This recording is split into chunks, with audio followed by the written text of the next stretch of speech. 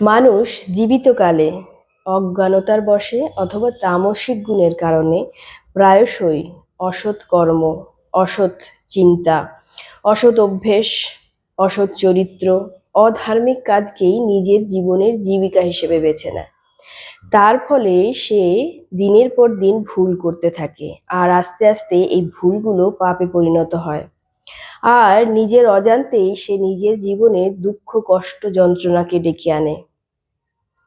কিন্তু আমাদের ভগবান, ভগবান শ্রীহরি হলেন দয়ার সাগর, ক্ষমার সাগর। তাই আমাদের পুরাণ শাস্ত্র অনুযায়ী আমরা যদি আমাদের ভুল বা পাপ কর্মকে উপলব্ধি করি এবং ভগবানের শরণাপন্ন হই, তার নাম জপ করি, নাম সংকীর্তন করি, তাহলে এই পাপ আস্তে আস্তে লাঘব হয়ে যায়। আসুন আজ এই বিষয়ে নারদীয় পুরাণ থেকে একটা পৌরাণিক কথা শোনাই। সত্যযুগে কনিক নামে এক ব্যাধ ছিল। ব্যাধ ছিল ভীষণ পাপী। চুরি, ডাকাতি, পরস্ত্রীগমন ইত্যাদি পাপ কর্মে সে লিপ্ত ছিল। একদিন সে শুনল সৌবীর রাজার রাজ্যে খুব সুন্দরী নারী আছে, আর আছে সোনা দানা মণিমাণিক্য ভরা। তখন সে সিদ্ধান্ত নিল সে সেই রাজ্যে যাবে। তারপরেই সে সে রাজ্যে পৌঁছে গেল। পৌঁছে গিয়ে প্রথমে ভাবলো একবার রাজ্যটাকে ঘুরে দেখি। তারপর ঘুরে দেখতে লাগলো, দেখতে দেখতে দেখলো একটা বিষ্ণু মন্দির।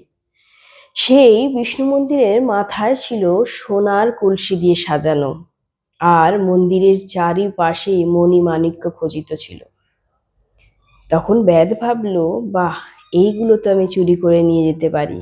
তাই সে আস্তে আস্তে মন্দিরের ভেতর প্রবেশ করতে লাগলো।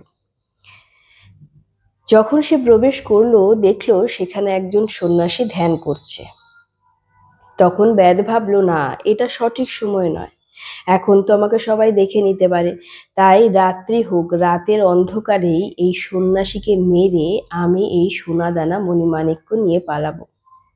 এই বলে সে মন্দিরের ভেতরে লুকিয়ে থাকলো। এরপর রাত হয়ে গেল, চারিদিক ফাঁকা হয়ে গেল, অন্ধকার হয়ে গেল।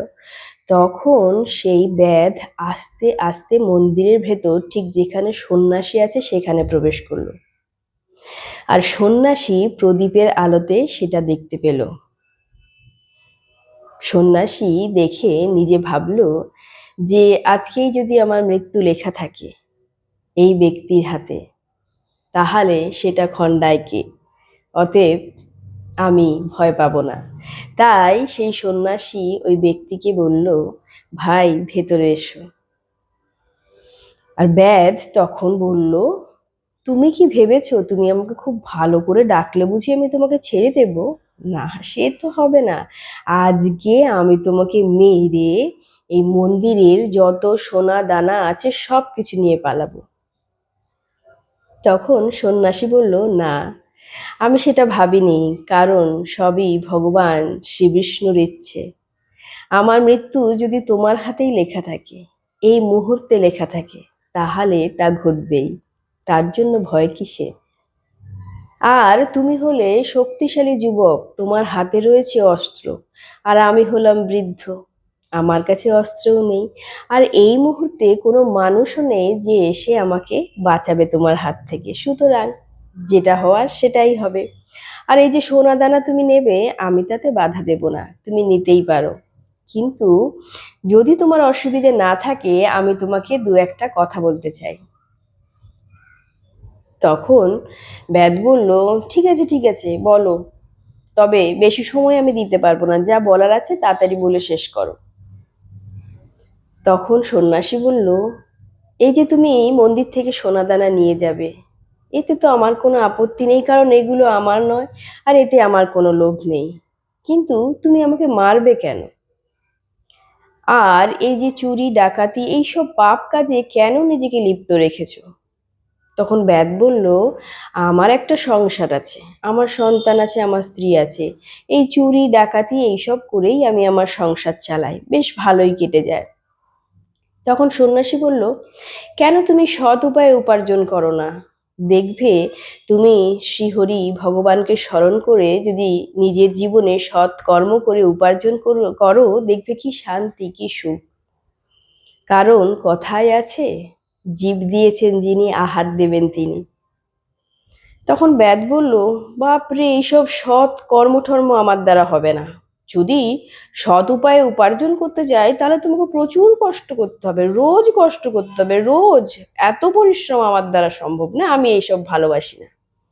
এই যে চুরি ডাকাতি করি, মাঝে মধ্যে করি, আর এককালীন অনেক আমার টাকা পয়সা এসে যায়, আর তাই দিয়ে আমার সংসার বেশ চলে যায়।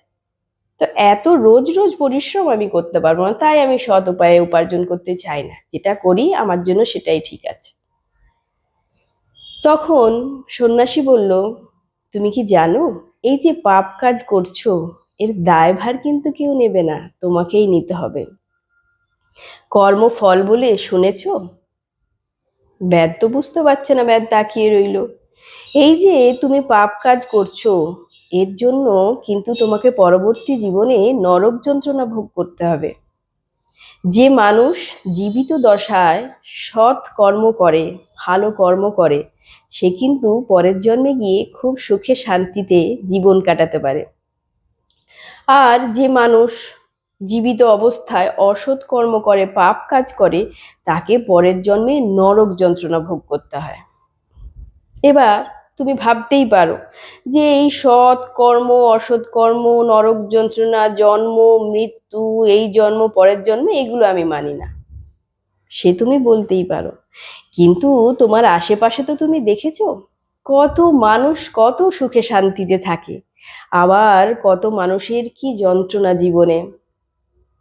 কেউ জন্ম হয় সুস্থ একটা শরীর নিয়ে, সারা জীবন সে কত আনন্দে কাটাতে পারে।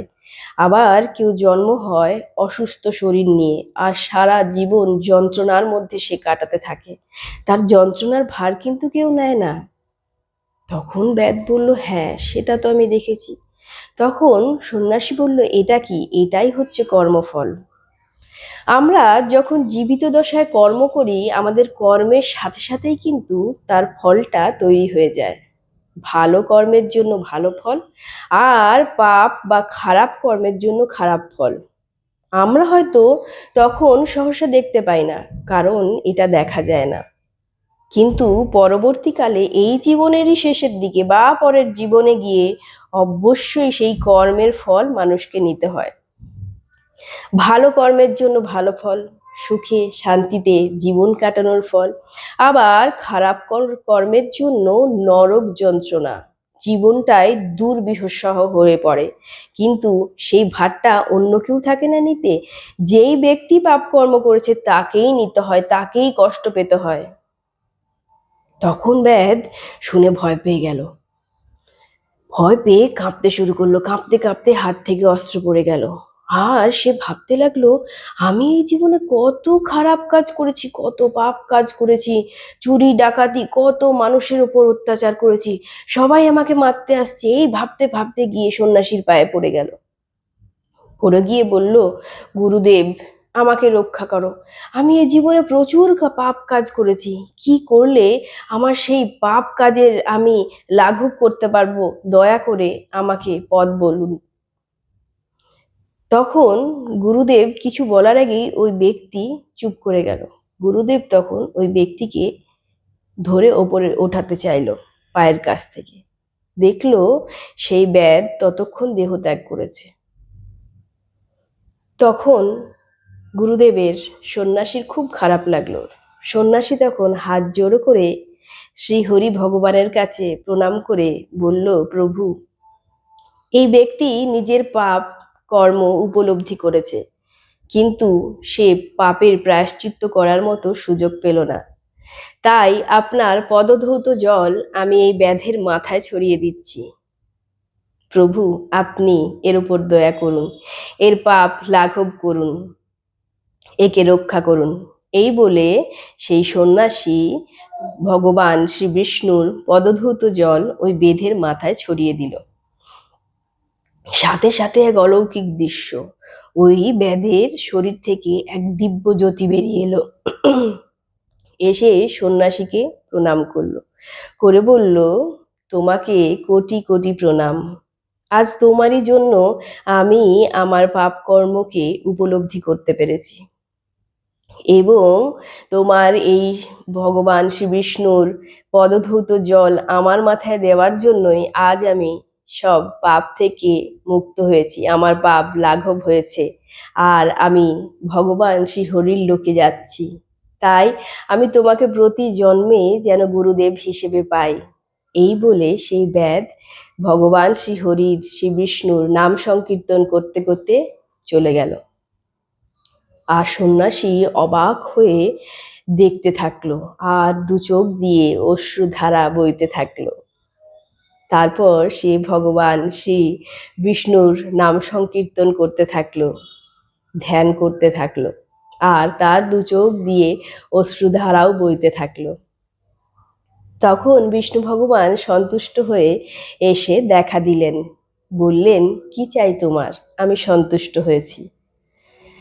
তখন সন্ন্যাসী বলল, প্রভু, আমি জানি আমার কর্মের হিসেবেই আমার পরের জন্মে আমি রূপ নিয়ে জন্ম হব, সেটা আমি কীট পতঙ্গ হতে পারি, পশু পাখি হতে পারি, যাই হই না কেন প্রভু, আমি যেন সব সময় আপনার শরণাপন্ন থাকি, সব সময় আমার মনে যেন আপনি থাকেন, কোনো কারণেই আপনার থেকে যেন না আমি দূরে যাই।